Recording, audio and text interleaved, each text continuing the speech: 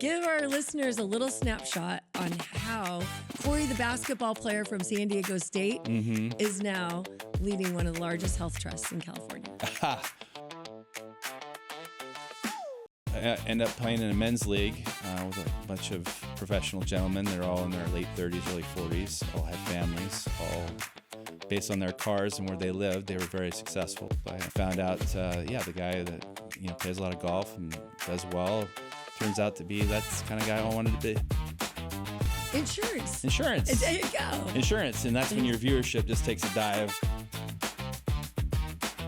Once you mention health insurance or any type of insurance, it's, you can see the eyes glaze over. Fast forward. No one gets in this business to be in insurance. Not something that you think about, but it's obviously something that everybody needs, especially Absolutely. You don't want to have health insurance, or you want to have it when you need it ultimately the most.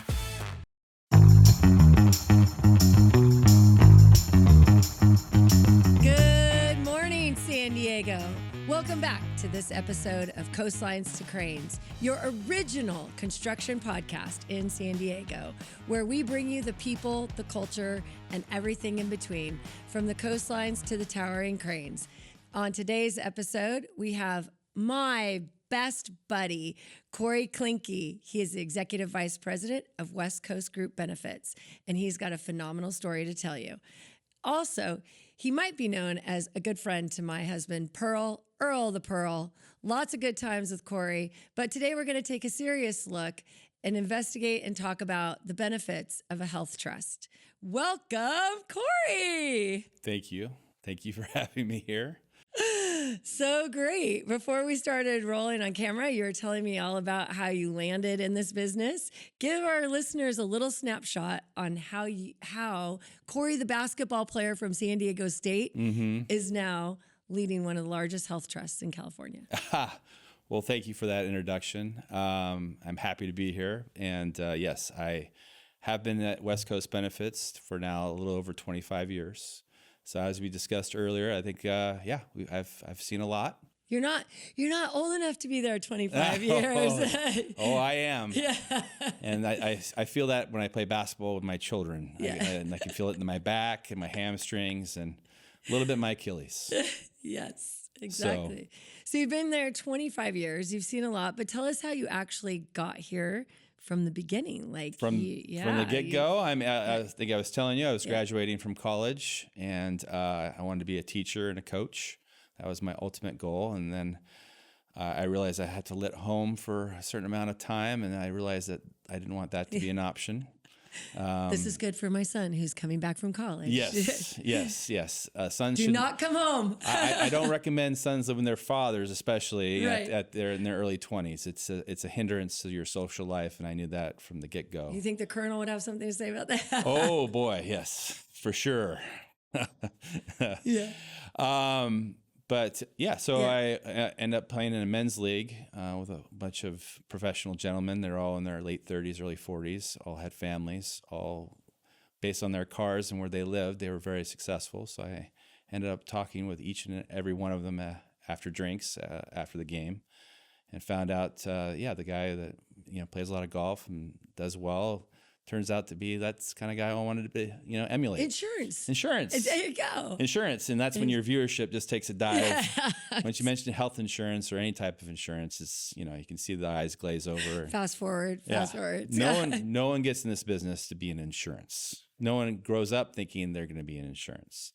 It's not something that you think about, but it's obviously something that everybody needs. Absolutely. Especially you don't want to have health insurance, but you want to have it when you need it ultimately the most. Absolutely. And you are like an ace card for all of us at ABC, because when small, mid-size, and large contractors come to us and they say, where do we go? Who should we talk to for our health insurance? And we talk about our health trust. I always tell them, you got to call Corey with West Coast. Now, I appreciate that. Tell our listeners, what is the benefit of being part of the ABC Health Trust? Like, what is that? How do you guys differentiate that from just your run-of-the-mill renewal? So the good news is, if you're joined as an ABC member, you have access to the ABC California Health Trust. It's been around since 1988. It's a federal ERISA health trust, so it abides by all the federal ERISA rules, as well as Department of Labor rules, and of course, IRS. And it's the only option that I know of that allows an association such as this one to combine a buying power force of multiple employer companies. So in this case, I think we have almost 100 employers participating in the health trust. What that does is create a larger buying force. So when you approach a United Healthcare, a Kaiser, an Aetna, Anthem, which is formerly Blue Cross, or Blue Shield, you have a bigger buying force. And with California especially, if you're under 100 employees, you're what's considered age rated, or you have book rates. With the ABC California Health Trust, you're looked at as a 2,000, 3,000 employer group that has composite rating. So it's always good to take a look at that option. You always, when I see a new group, especially if they're under 100, they're used to age rated, and they have, rates change as their employees age, and if they have a higher ages, it really can get expensive. Fortunately for us, we have one rate for each plan that's based on a single employee and spouse, employee and child or children, and then also family. And it's always a good option just to take a look at. It doesn't hurt, doesn't cost anything. You show what they currently have, what their renewal is, show the ABC as an option, and then show all the other options. We always show all options to all of our employer groups. And when you look at ABC Health Trust, there's usually savings, and then also there's the hour bank aspect when it comes to prevailing wage. Sometimes you can take the annualization cost, which we help with, or you look at making an hourly contribution per hour, per employee for every hour worked. And that amount can come directly off the fringe. You pay training if it's a state job, and then the remaining balance could be on the check or into a 401k, which is what is ultimately designed for. That's a perfect synopsis there, Corey. And I love that you mentioned the hourly banking and the hourly prevailing wage and how you guys can help with that, because a lot of times our contractors or a prospective member will, what I'll say, bump into public works, right? And they get into it and they're like, oh, I need an apprentice. And then the requirement is, oh, they need health insurance for their apprentice. And then they have to do the hourly banking. Right. Very difficult to do unless you're working with an experienced health insurance company that understands hourly banking. Not very many people understand that market. That's true. Well, I'm not an attorney. Yeah. But I do understand the laws very well, especially when it comes to prevailing wage laws and the fringe benefits and the guidelines that we were supposed to adhere to. And that's part of the service that West Coast Group Benefits offers. West Coast, you and the company offer this wonderful service. Correct. Where our contractors can call you. A lot of times they have questions or call West Coast. They'll be able to walk you through it.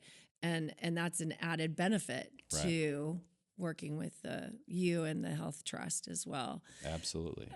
What would you say, to a potential contractor? They call me and they always say, that's okay. I'm not going to give them benefits. I'm going to just pay them cash from the fringe. Right. So they don't entertain calling you for benefits. What would you say to contractors that want to take the pay cash out scenario? Because I know you've got insight on that. Well, that's a good point. So we'll actually do the math with them. Okay, that's perfectly okay within your right to pay the cash as wages. We'll just show you what that looks like per hour. You take the taxes, the payroll taxes, then the workers' comp. We can work with the mod and really find out accurately how much it is, how much the payroll burden is per employee per hour. Generally, it doesn't happen anymore. I don't run into that. I used to run into it all the time. Not so much anymore, because you have to actually incorporate that into your bidding process. You have to lower that burden to even be competitive. I bring it. I've been doing this 25 years. In 2008, 2009, the residential market completely dried up. So you had everybody bidding on public works projects. And there were so many times I got a call, hey, I want a job and I have to pay a wage. Yeah. I said, well, what would you think? Well, I was going to pay the private scale. And I would walk them to the DIR website, go down to the classification, show them from the wage determination what they owe as base, what they owe as total. And they're like, well, I can't afford this. I know, and now that's changed. They've put more regulations in there so that doesn't happen anymore. But yeah, ultimately you couldn't even get a job or make it even profitable without taking the fringe benefits off of payroll. Right. So now there's in talking to contractors, if they're looking at avoiding trying to sign up for insurance or anything like that, I know I've been on different meetings with you explaining to contractors, hey, you're missing the benefit of the payroll tax credit when you can go through and do it through your insurance program. And there's lots of benefits by not paying it out in cash. Plus the benefit to the worker is they get actually good medical care. They do. It's very rich plans. One thing when we do go through the process, they'll say, well, my employees are going to hate this. I go, I know. However, there's so many times where I've showed them how to take the savings and actually bid and get more work.